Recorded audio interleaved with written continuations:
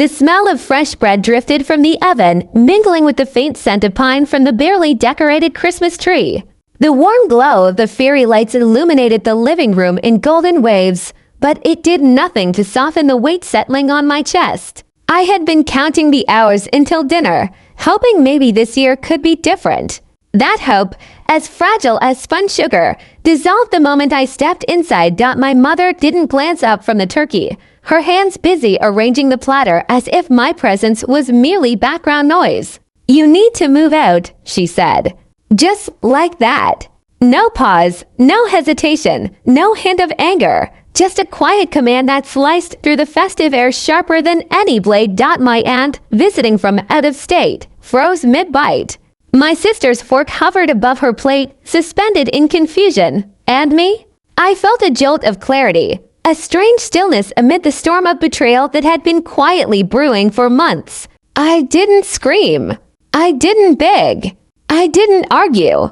I simply let the words land, cold and final. Like snow settling on a roof, I remembered the apartment I had left behind, a small, sunlit space with cracks in the walls I had plastered myself, a bookshelf that groaned under the weight of second-hand novels, the faint scent of coffee that lingered in the morning air. For a while, I had felt alive there, free, in control of my life. But when my mother called that autumn, breath uneven, panic threading her sentences, I had made the choice to come back. The house, the one holding every fragment of my father's life, was at risk of being lost. The thought of losing it was unbearable, and so I returned. At first, there had been gratitude. Warm hugs, whispered thanks, promises of appreciation. My sister, still in college, smiled through shy gestures of acknowledgement. My aunt nodded with admiration. I believed my presence mattered, that my sacrifice was meaningful. But gratitude is fleeting. Weeks rolled into months, and the acknowledgement transformed into expectation. I paid bills, bought groceries, cooked dinners, replenished household supplies, covered the minor luxuries my mother insisted she needed, all while quietly watching my own life fade into the background. Questions about her efforts to stabilize her own circumstances were met with sighs, excuses, and gentle rebukes. "It's too hard at my age." My sister repeated the mantra she had learned somewhere, "Be patient." Mom's overwhelmed patience is a river that eventually runs dry. Mine had started subtly. The internet slowed, she complained, as if the hours I spent working or catching up on personal tasks were theft. She leaned against the counter as I unpacked groceries one evening. "I can't even watch my shows. All this technology, and I can't enjoy anything. Her shows, paid for by me." My labor had become invisible, taken for granted, expected without thanks. The dishwasher became another battlefield. Clean dishes blinking silently, ready to be unloaded. And yet I was summoned to do it immediately, despite the fact that my back hurt whenever it suited her schedule. Every request I had once met with gratitude became an obligation I was meant to fulfill without acknowledgement. I began to notice the shifts, the subtle adjustments in tone and expectation. Gratitude was gone. Entitlement had replaced it. Christmas approached, and with it, my last attempt to create warmth, to mend what could no longer be repaired with effort alone. I cooked the turkey, baked casseroles, shopped meticulously for ingredients, even selected thoughtful gifts, hoping generosity might bridge the widening distance. I worked quietly, carefully, imagining that perhaps a well-prepared meal, a sparkling table, could restore the illusion of family harmony. But it was a fragile illusion. When the moment came, my mother's words cut the string holding it together.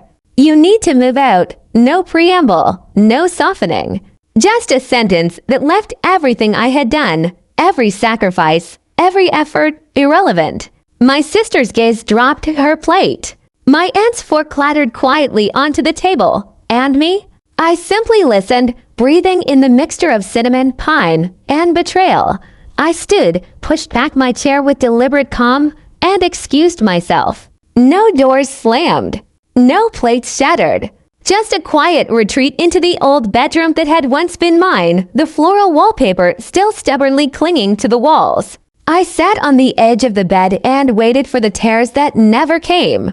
All I felt was emptiness, clean, precise, unsettling. A year of swallowed frustration, of endless giving, had finally burned itself out. Packing my suitcase was methodical. Essentials only, clothes I actually wore, laptop, chargers, personal items. Nothing sentimental.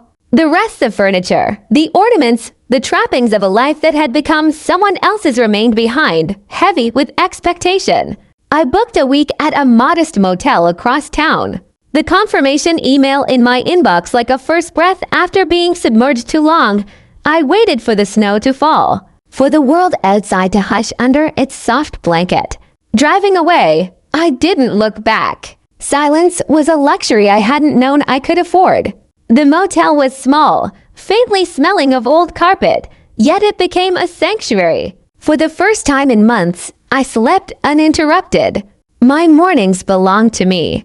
I woke with the sun streaming across the cheap laminate floors and felt, perhaps for the first time in years, that I had reclaimed a fragment of life that had been quietly stolen. Messages began trickling in slowly.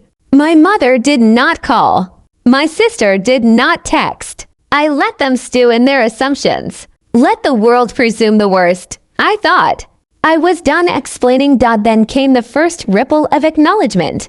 Cousins, distant aunts, friends who had heard rumors began reaching out. Are you okay? I didn't know the whole story. Slowly, the narrative they had been fed began to fracture. My absence illuminated the truth. My mother arrived a week later at my new studio apartment. Bakery pie in hand, smile carefully composed, makeup applied to suggest innocence. I heard you moved here, she said, voice soft. Thought I'd stop by. I did not invite her in. I asked plainly, did you come to apologize? Her face faltered momentarily. Candlelight flickering? Then indignation rose. Your post was hurtful. You embarrassed me. This isn't about embarrassment, I said calmly. It's about all the weight you expected me to carry and how easily you discarded me when I stopped being convenient. Her eyes widened, stunned. She could not bend me, could not manipulate me, could not reclaim control. I stepped back, closed the door. The pie remained and touched on the floor. I did not retrieve it. Sunlight poured through the studio apartment windows, painting the small space with warmth. Every object, every corner, every bill belonged entirely to me. Peace was no longer a concept, but a tangible presence. Freedom tasted like quiet, like air, like autonomy. The sunlight spilled into my studio apartment like a quiet promise, but even as the warmth touched the floorboards, I felt the echo of the past tugging at the edges of my mind. Moving out had been an act of clarity, not anger, yet the freedom it brought came wrapped in a strange solitude. The world outside my window seemed simultaneously smaller and infinitely vast. I could breathe, but the emptiness pressed against me in ways I hadn't expected. For days, I simply existed. I walked through the small space, tracing the outlines of the furniture, adjusting the little things I had unpacked in a hurry.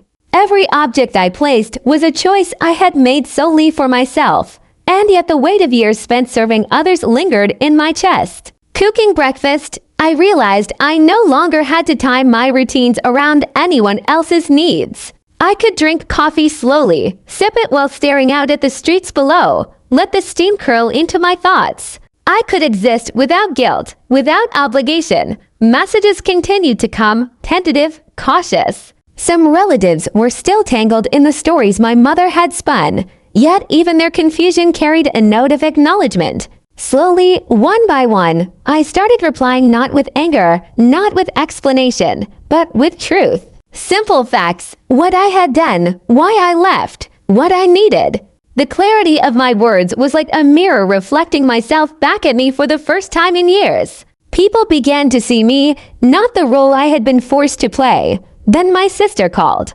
The first real conversation since the move. Her voice was low, hesitant, tinged with guilt. I didn't understand, she admitted. I thought Mom needed you. I didn't see how much it was costing you. You couldn't. I said softly, because I never let myself be seen. There was silence, a pause heavy with the weight of our shared history. And then she asked something I hadn't expected. How did you know it was time? I smiled faintly, feeling a spark of the old certainty return. Because I couldn't keep pretending anymore. I was disappearing, and no one noticed. Not really. I had to step back to see myself again. The call ended, but it left warmth behind. Connection restored, not through obligation, not through guilt, but through the fragile thread of honesty. Weeks passed. I began to explore the city differently now, not as someone burdened by expectation, but as someone reclaiming life. I wandered down streets I had never noticed, found little cafes tucked between crumbling apartment blocks, bought books from secondhand stores, and lingered in parks where the wind carried the faint scent of blooming flowers. Freedom was not just absence. It was presence, the presence of myself. One afternoon, as I sat on a bench sketching the outlines of an old building, I realized I had not thought about the house I had left behind in days. The thought was almost foreign. My life no longer revolved around survival for someone else. I had rediscovered the rhythm of my own heartbeat, and it felt like music I had forgotten existed. Yet freedom is never completely untouched by the past. One morning, my mother called. Her tone was measured, controlled. "I hear you've settled in," she said. "Everything fine." I let the question hang. Fine, that word, small as it seemed, carried weight. For the first time, I realized that fine wasn't just about comfort. It was about stability, about boundaries I had drawn and refused to let be crossed. Yes, I said simply, "Everything's fine. I'm okay." Another pause. Then, almost reluctantly, she asked, "Do you forgive me?" I inhaled slowly. Forgiveness is not a switch. It is a journey. "I'm learning," I said, "but I don't need to forgive to live my life. I need to be free from what wasn't mine to carry." The call ended quietly, leaving me in the soft hum of the city.